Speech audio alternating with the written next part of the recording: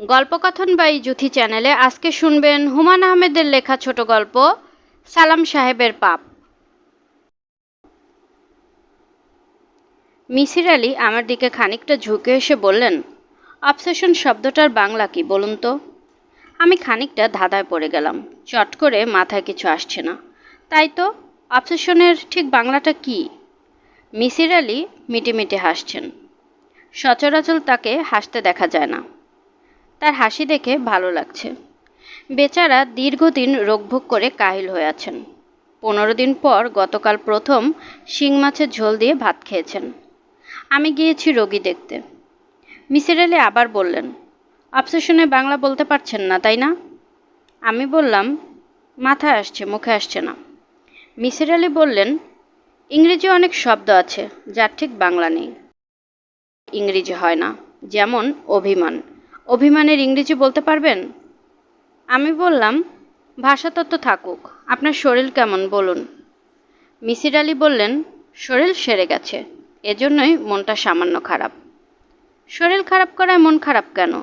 মিসির আলি বললেন, শরীর যখন খুব খারাপ থাকে তখন মনের অবস্থার কিছু পরিবর্তন হয়, ঘোর লাগা ভাব তৈরি হয়। এই অবস্থাটা আমার পছন্দের। ঘোর লাগা অবস্থায় কোনো কিছু ভাবতে ভালো লাগে। আমি বললাম, চেষ্টা করুন আবার যেন অসুখে পড়তে পারেন। শীতের সময় আছে, ধানমন্ডি লেকের নোংরা পানিতে ডুব দিয়ে এলে কেমন হয়? খারাপ না, চলুন যাই। মিসির আলি খাট থেকে নেমে গেলেন। আমি আঁতকে উঠলাম। উনি কি সত্যি লেকে গোসল করার কথা ভাবছেন? মিসির আলি জাতীয় মানুষরা উদ্ভট কর্মকাণ্ড পছন্দ করে। আমি বললাম, যাচ্ছেন কোথায়? মিসির আলি বললেন, আপনাকে একজন মানুষের ছবি দেখাবো। আমি স্বস্তির নিঃশ্বাস ফেললাম। মিসির আলি বললেন, আপনি কি ভেবেছিলেন লেকে গোসল করার জন্য টাওয়েল আনতে যাচ্ছি? আপনাকে দ্রুত খাট থেকে নামতে দেখে সেরকমই ভেবেছি। আমি খুবই সাধারণ মানুষ, অ্যাকসেন্ট্রিক কেউ না। আমি একজন অ্যাকসেন্ট্রিক মানুষের ছবি আপনাকে দেখাবো। ভালো কথা, অ্যাকসেন্ট্রিক শব্দটার বাংলা বলুন তো। আমার হাতে একজন বুড়ো মানুষের সাদা কালো ছবি। মাথা ভর্তি আইনস্টাইনের মতো চুল, সব চুল সাদা, বড় বড় চোখ। তিনি ভুরু কুঁচকে তাকিয়ে আছেন। মিসির আলি বললেন, ছবি দেখে লোকটাকে কেমন মনে হচ্ছে? ভালো মানুষ মনে হচ্ছে।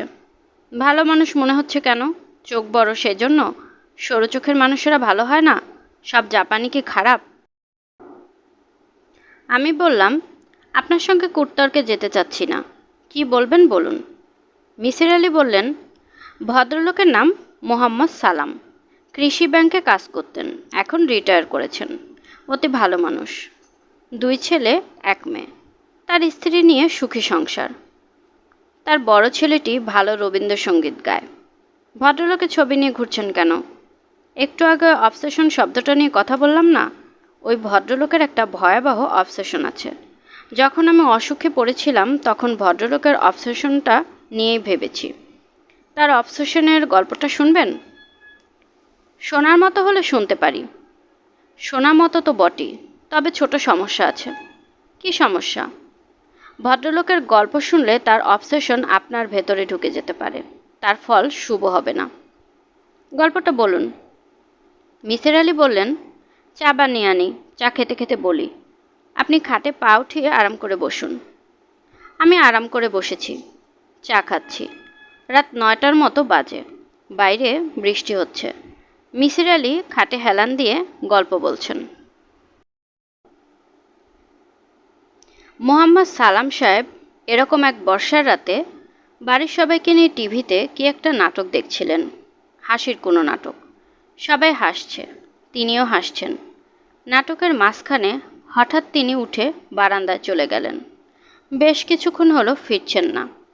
তার স্ত্রী, ওনার নাম মহল, স্বামীর সন্ধানে বারান্দায় এসে দেখেন ভদ্রলোক বেতের চেয়ারে পাথরের মূর্তির মতো বসে আছেন। মহল বললেন, কি হয়েছে, নাটক দেখবে না? সালাম সাহেব জবাব দিলেন না। তার চোখ চকচক করছে। মহল বিস্মিত হয়ে বললেন, কাঁদছো নাকি? সালাম সাহেব চাপা গলায় বললেন, মহল, আমি আমার জীবনে ভয়ঙ্কর একটা অপরাধ করেছি। অপরাধের প্রায়শ্চিত্ত করা দরকার। আমি কাল থেকে প্রায়শ্চিত্ত শুরু করব। মহল বললেন, কি অপরাধ করেছ? সালাম জবাব দিলেন না, মাথা নিচু করে রাখলেন। মহল বললেন, অফিসে টাকা পয়সা মেরে দিয়েছ? সালাম বললেন, ছি, তুমি আমাকে চেনো না? মহল বললেন, তাহলে কি? অফিসে কোনো মেয়ের সঙ্গে সম্পর্ক হয়েছে? তাকে নিয়ে হোটেল ফোটেলে গেছো? রুম ভাড়া করেছো? সালাম বললেন, ছি ছি। মহল স্বস্তির নিঃশ্বাস ফেলে বললেন, তাহলে উঠে আসো। সালাম বললেন, না। মহল বললেন, নাটক না দেখলে ভাত খেতে আসো, ঝিম ধরে বসে থাকবে না। সালাম সাহেব উঠে গেলেন, স্বাভাবিকভাবে ভাত খেলেন, জর্দা দিয়ে পান খেলেন। দিনের শেষ সিগারেট খেয়ে ঘুমোতে গেলেন। মাঝরাতে মহলের ঘুম ভেঙে গেল। তিনি অবাক হয়ে দেখলেন, সালাম শোবার ঘরে কাঠের চেয়ারে জবুথুবু হয়ে বসে আছেন। মহল বললেন, এই কি হয়েছে? সালাম বললেন, কিছু না। চেয়ারে বসে আছো কেন? ঘুম আসছে না। ঘুম আসছে না কেন? পাপটা মাথায় ঘুরছে। ভয়ঙ্কর পাপ করেছি মহল। মহল বললেন, খুন করেছো কাউকে? সালাম বিস্মিত হয়ে বললেন, আমি খুন করব মানে? কাকে খুন করব? মহল বললেন, পাপটা তাহলে কি বলো আমাকে। সালাম মাথা নিচু করে রইলেন, কিছু বললেন না। মহল বললেন, ঘুমের ওষুধ দেই, খেয়ে ঘুমাও। সালাম বললেন, দাও। তিনি 2টা ঘুমের ট্যাবলেট খেয়েও সারা রাত জেগে বসে রইলেন। তার সমস্যা সে রাত থেকেই শুরু হলো। চাকরি শেষ হবার আগেই রিটায়ারমেন্টে চলে গেলেন। আলাদা ঘরে বাস করতে লাগলেন। সারাদিন একা থাকেন, কারোর সঙ্গে কথা বলেন না, রাতে ঘুমান না। তাকে বড় বড় সাইকিয়াট্রিস্ট দেখানো হলো। সাইকিয়াট্রিস্টরা রোগ ধরতে পারলেন। রোগের নাম অ্যাকিউট অবসেশন। কোনো একটা বিষয় মাথার ভেতর গভীরভাবে গেঁথে গেছে। এই রোগ সারাতে হলে পাপটা কি তা জানতে হবে। সালাম সাহেব এ বিষয়ে কিছুই বললেন না। তার স্ত্রী নানানভাবে চেষ্টা করলেন। যেমন, মহল বললেন, শোনো, তুমি কি বাসার কাজেমের সঙ্গে কিছু করেছো? করে থাকলে বলো, আমি কিছুই মনে করব না। সালাম বললেন, ছি মহল, ছি, আমি কি এত ছোট? মহল বললেন, অফিসের গাড়ি নিয়ে আসার সময় গাড়ির ড্রাইভার কাউকে চাপা দিয়ে মেরে ফেলেছে? সালাম বললেন, না। মহল বললেন, আচ্ছা শোনো, তুমি কি সমকামী? এ নিয়ে কোনো সমস্যা? সালাম বললেন, মহল, তুমি আমাকে নিয়ে এত নোংরা চিন্তা কিভাবে করছো? এই পর্যায়ে সালাম সাহেবের স্ত্রী আমার কাছে কেঁদে পড়লেন। তার ধারণা, আমি কথা বললেই সব ঠিক হয়ে যাবে। তিনি ভদ্রলোককে নিয়ে আমার বাসায় উপস্থিত হলেন। সুস্থ স্বাভাবিক মানুষ, সাধারণ কথাবার্তা। আমি তাকে চা খেতে দিলাম। তিনি আগ্রহ করে চা খেলেন। আমি বললাম, ভাই, পাপের ডেফিনেশন কি? কোনটাকে আপনি পাপ ভাবছেন? তিনি বললেন, যেটা ইমমরাল সেটাই পাপ। আমি বললাম, সময়ের সঙ্গে সঙ্গে মরালিটি বদলায়। একটা সময় ছিল যখন বিবাহ নামের ইনস্টিটিউশন তৈরি হয়নি। তখন যে কোনো ছেলে যে কোনো মেয়ের সঙ্গে ঘুমোতে পারত। কেউ বিষয়টাকে ইমমরাল ভাবত না, এখন ভাবে। সালাম সাহেব বললেন, আপনার কথা বুঝতে পারছি। আমি বললাম, আপনি কি কোনো ইমমরাল কাজ করেছেন? তিনি বললেন, জি না, তবে তার চেয়েও অনেক বড় পাপ করেছি। সেটা কি আপনি বলবেন না? জি না। আপনার কারণে আপনার স্ত্রী কষ্ট পাচ্ছে, আপনার বাচ্চারা কষ্ট পাচ্ছে। এটাকে কি আপনার পাপ বলে মনে হয়? সালাম সাহেব বললেন, জি, পাপ। তবে আমি যে পাপ করেছি তার চেয়ে অনেক ছোট পাপ। এখন পাপের প্রায়শ্চিত্ত করছেন? জি, যেদিন প্রায়শ্চিত্ত শেষ হবে সেদিন আমি স্বাভাবিক হয়ে যাব। আমি আল্লাহ পাকের কাছে ক্ষমা চাচ্ছি। তিনি কি ক্ষমা করবেন? বুঝতে পারছি না, যে ভয়ঙ্কর পাপ করেছি, ক্ষমা পাওয়ার কথা না। তারপরও তিনি রহমানুর রহিম।